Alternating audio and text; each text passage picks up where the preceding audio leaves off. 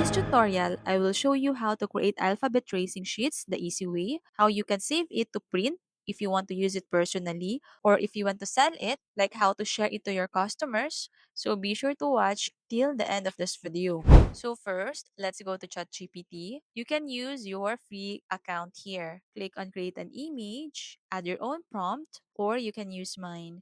If you want, just comment down prompt and I'll share it with you. I just want to emphasize also that even if you use my prompt, it will not guarantee that you can generate the exact image as I generated, because even if people use the same prompt, AI generates different images because it creates results using randomness each time. It also depends on the account settings, the model version, and how the AI interprets the prompt.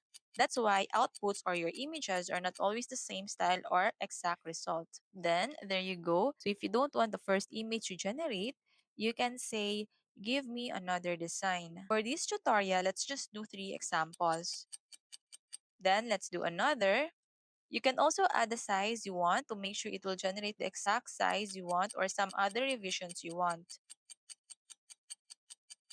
Then, there you go. Don't forget to download all your generated images. Then let's go back to Canva, upload all the images. So if you want to print it to use personally, just go to share button and you can choose PNG if you want it as image or PDF if you want it as PDF to print. Then click download. Now, I just want to emphasize that you generally cannot sell raw AI generated images because most AI tools require you to edit, transform, or combine them before commercial use.